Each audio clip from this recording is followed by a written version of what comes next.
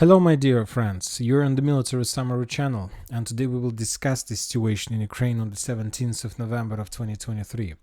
Today we have a lot of very interesting updates, so let's start. And you know what, that sometimes I have a feeling that another day is completely similar to the previous one. Maybe just few changes regarding the Ministry of Defense report, maybe another day the Ukrainians launch offensive operation, another day the Russians launch another offensive operation. But when talking about the 17th of November, I must say that I don't remember such a day before during the special military operation. Today we haven't seen like the capturing of Kiev or Zaporozhye or Kharkiv and so on, but today the Russians were attacking all over the front line, all over the combat line, starting from Petykhatki to Kupinsk direction. There are just two areas where the Russians were not attacking, and I'm talking about Kherson direction because the Russians have some certain problems which we'll discuss during the video, and the second area where the Russians were not attacking is the area in the Bradley Square in the south of Orekhov. But when talking about every other single town, the Russians were attacking, and not just attacking, but at some points we have a small or operational collapse of Ukrainian positions. So let's start from the beginning, and of course we're going to start with Avdiivka area. During the day we got more details and more confirmation from these territories. A lot of videos, a lot of updates. There was even one funny video, if you can call this funny video. The Russian soldier, according to the author of this video, a Russian soldier was trying to establish the flag somewhere in the trenches, somewhere in the shelters along the Avdiivka area. During that attempt, he almost was got by the Ukrainian sniper. You're gonna see there's like a sniper fire, but he survived and nothing happened to him, and he established his small victory, his small flag, Russian flag, somewhere in Avdiivka direction. But when talking about the situation seriously, the Russians continue advancing, continue their offensive operation from Krasnogorovka in direction of Ocheretina, and this is probably the most unexpected, the most risky attack from the Russian side, and the main plans of this attack is to establish control over these railways and to get the residential area that located between the railways. Because if the Russians are able to take under control this territory, this small village, obviously the Ukrainians will face a real collapse of their positions in Keramik, and of course this is going to be the end of the story of Avdiivka news operation, because one of the most important supply road will be collapsed and will be cut off by the Russians as well.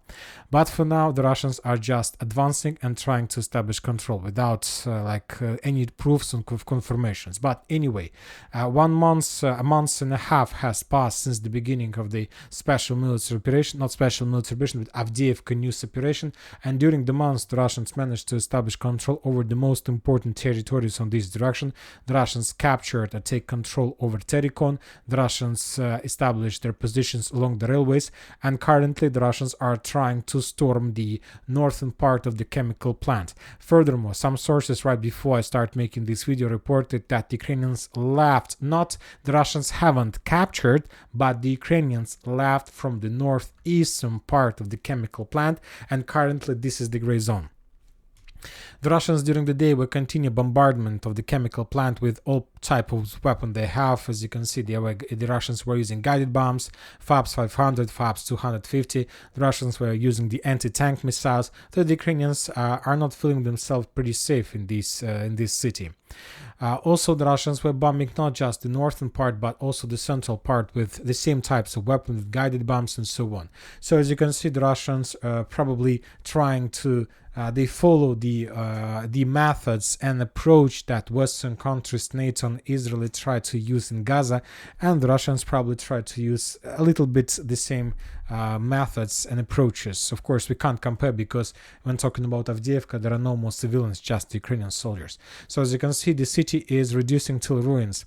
But the most important updates obviously are coming from the southern part, where the Russians managed to not just penetrate the Ukrainian defense belt, but basically to collapse the Ukrainian most important, most fortified, well-equipped, well-prepared, best prepared fortification area, to bypass few kilometers and almost create a cauldron for the Ukrainian soldiers. Because there is one important road that Ukrainians used to use for supply support, and we're talking about Yasinovataya Ulitsa, Yasinovataya line.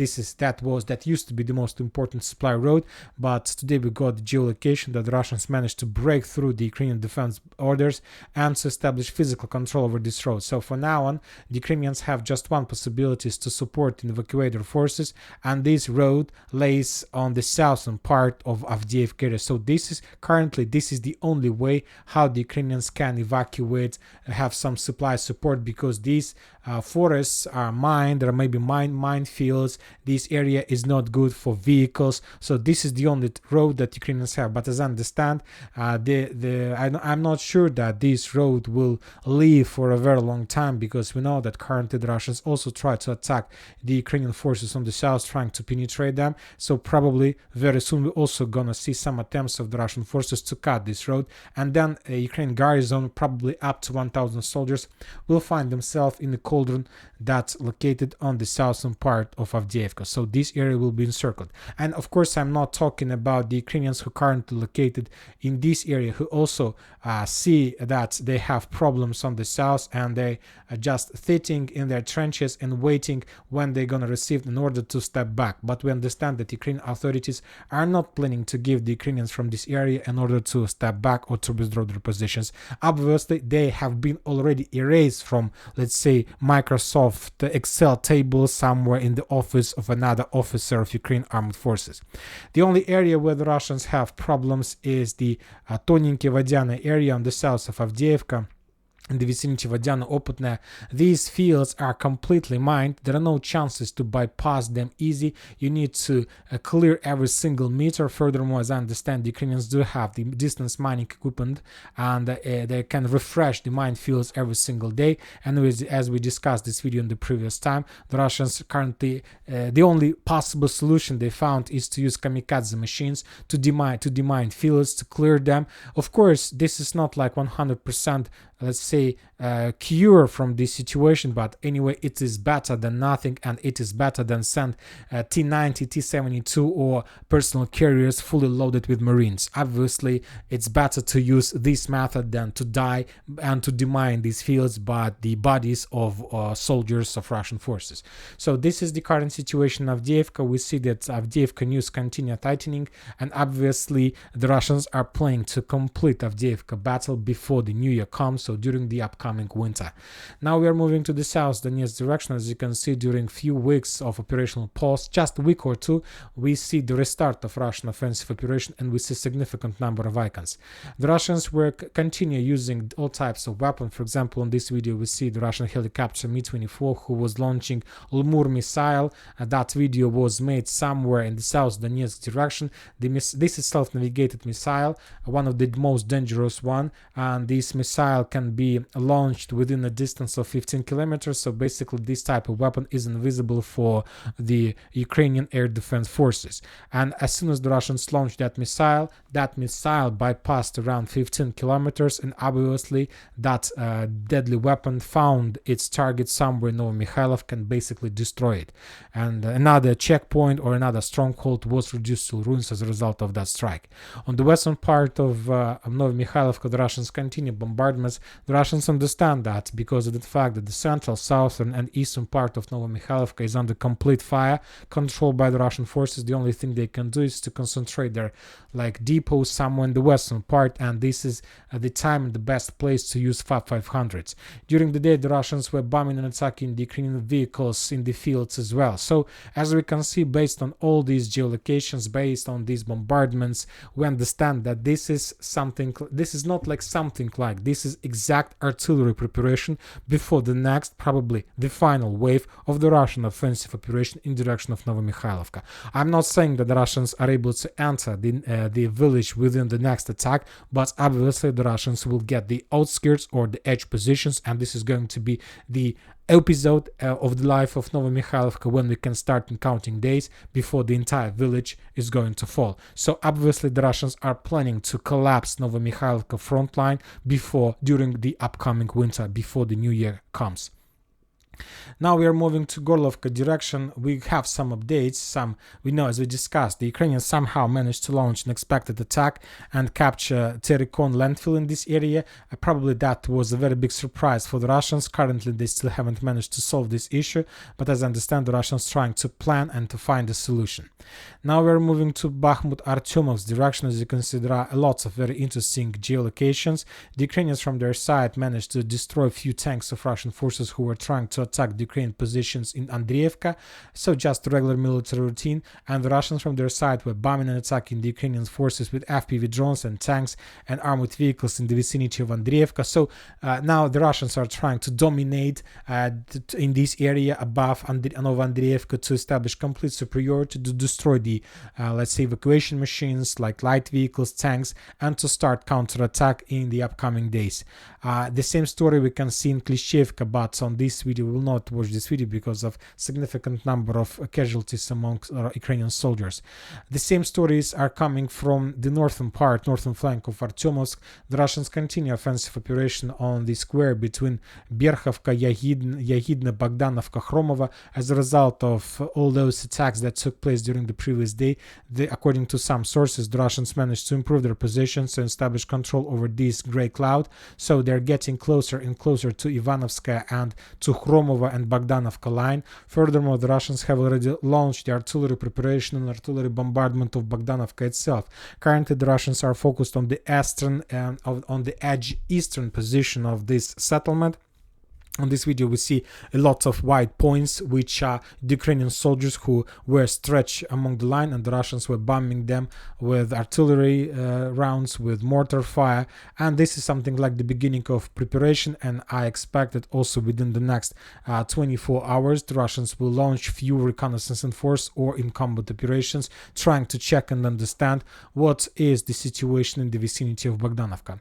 Obviously, the Russians do have plans to solve the issue of Bakhmut and to solve the issue with Klishchevka, Andriivka, and all these foothold during the upcoming winter, probably before the new year comes. Now we are moving to one of the most interesting area for the previous 24 hours. We're going to talk about the line between Belogorovka and Spornaya. And this is the area of probably the Russian unexpected attack, because to tell the truth, I didn't expect the Russians will launch any offensives in this area. The Ukrainians during the day tried to control the situation. On this video we see how they managed to discover some Russian, let's say, artillery positions and D-30 howitzer, and as a result of HIMARS strike they destroyed, but it didn't help the Ukrainians to prevent the Russian greatest offensive operation on this direction. The first update we got from the village by the name of Spornaya. We have discussed this video in the previous time. Just to give you better understanding of the situation in the vicinity of Spornaya, we need to increase the number of updates, let's say from the 1st of September. So now we're gonna understand and we're gonna see the things and events that have been taking place since the 1st of September. As you can see, according to this map, let's zoom in better. According to all these geolocations, as we understand, there are no places in this area which hasn't been attacked by the Russians. Everything was attacked. Some places were attacked twice, three times, 4 times. Some places were attacked hundreds times. So every single meter, every single square meter in this area was under very heavy Russian fire during the previous few months. And after significant artillery preparation, the Russians launched their offensive operation these days, like starting from 15th, 16th, and 17th of November. The Russians were attacking using armored fists, significant number of tanks, armored vehicles, personal carriers, lots of like stormtroopers, marines, and they were attacking from the north, from the south, and there was I believe that Ukrainians didn't expect such a heavy pressure. The Russians were using FPV drones, and the most important, that from the Ukrainian side we still haven't received any geolocated video how they like to show from Avdiivka, from, let's say, Kupinsk direction, when they show like a lot of Russian tanks have been destroyed or something like this. On this video we see just the Russian progress, and this tells me that there are no video, and there are going to be no video from the Ukrainian side where we might see like dozens or hundreds of destroyed Russian tanks. As I understand, the Russians managed to achieve significant success in this area, and probably within the next like 48 hours we're going to receive some updates regarding the complete control over this small village. The Russians were attacking from the north and from the south, and as I understand, the Russians are planning to complete the story of Sporne during the upcoming winter before the new year comes. Furthermore, the Russians launched another offensive operation in the direction of Bilogorovka. The Russians were using the same tactics: significant number of tanks, armored vehicles, infantry. As you can see, the Ukrainians didn't have possibilities even to counterattack. There is no even a single, let's say, sign of artillery fire. Just the Russian tanks were attacking the Ukrainian trenches, trying to suppress the Ukrainian soldiers along the line on the edge positions of Bilogorovka. The Russian tank just smashed everything in front of him. The Russians managed to bring infantry. They landed in this area, and after that they launched the clearing operation. We don't have the video of the results of that clearing operation, but basically according to that video, the Russians were moving from the northeast, from this area along this tree line. So the Russians were moving like this. On this area, the Russians landed their infantry, and the Russian infantry entered this tree line, and basically as a result of that attack, there are very high chances that the Russians managed to clear this territory and to establish complete control over this tree line. So the Russians are ready to, for example, within the next few days, to launch another attack in direction of this industrial area and to establish control over this territory as well. So as you can see, based on these geolocations, we can tell one thing, we can say one thing, that the Russian main forces, the Russian main base and main concentration of Russian forces was located in the vicinity, in the area of the Lysychansk oil refinery. So the Russians, using the underground facilities, like significant, richly developed like infrastructure, managed to hide significant number of vehicles below in all these facilities.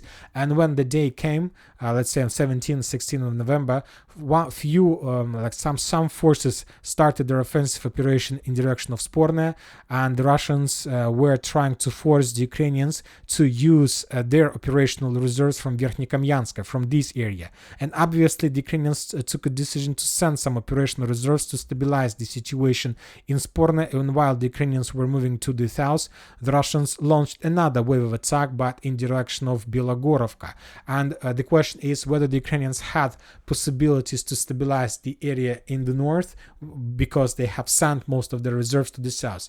And I'll remind you another one important thing, that during the previous period of special military operation, the main army, the main Ukrainian brigade who was responsible for Sporne, Verkhnyokamyanska, Bilogorovka, was 81st Air Mobile Brigade, but this brigade still located in this area. And the second, let's say, base important brigade was 54th Mechanized Brigade, this one that recently was redeployed in direction of Kupiansk in the area of Kislovka-Kotlarovka battle. So that was probably not very smart step from the Ukrainian side that led to some gap and some holes in Ukrainian defense on the Siversk direction. So we'll follow the situation to find out what is going to be next. Obviously, there are going to be something. Also, a lot of updates are coming from Kislovka-Kotlarovka area. During the previous days, there were significant clashes for this square. If we increase the number of updates, we're going to see the many Russian directions.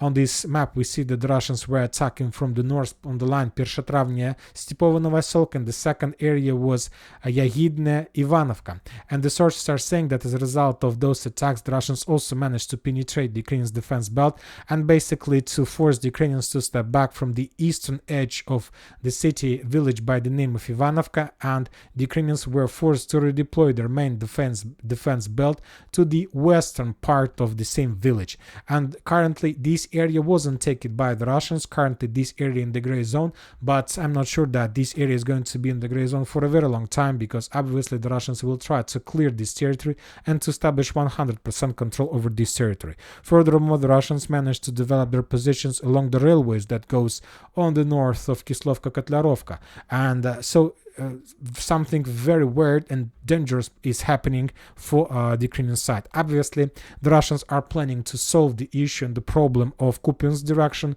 of Bilogorovka and Sporne direction during the upcoming winter, maybe even before the new year. Now we are moving to the south, to the Vremivka tactical bridgehead. There is one important update. If you remember, during November, the Russians made an attempt to counterattack, to attack the Ukrainians in Staromayorsk and Rozhanye using the fields. There was a video from the Ukrainian side how significant number of Russian armored vehicles basically were destroyed and so on. And today we got another video from the Ukrainian side, but on this video we see how the Russians managed to dig in deeper to capture some tree lines and how the Russians were moving from the south to the north. So this video confirmed that the Russians managed to achieve some results, and currently they're moving along this line from the south to the north, in the northern direction. When talking about Zaporozhye area and Bradley Square, this is the only area where the Russians haven't been attacking. The only thing we have is just FPV and let's say bombardments of the territories that were captured by the Ukrainians during the previous days. Maybe this is the area where the Ukrainians are trying to advance in direction of Novoprokopovka and Verbova, and at some point they have some results.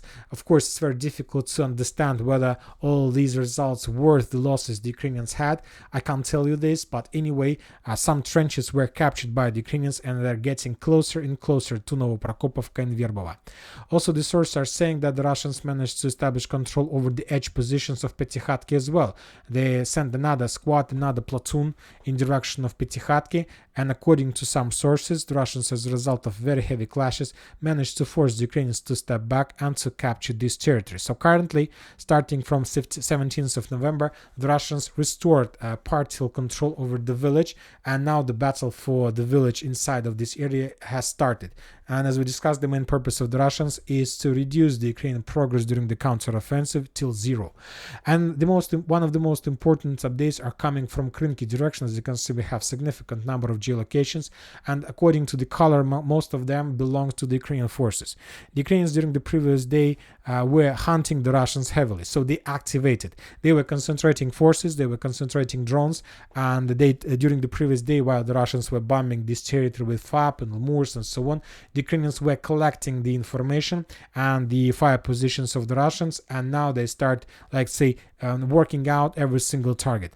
On this video, we can see how the Ukrainians managed to discover the Russian artillery position, and as a result of fire, that artillery position was destroyed.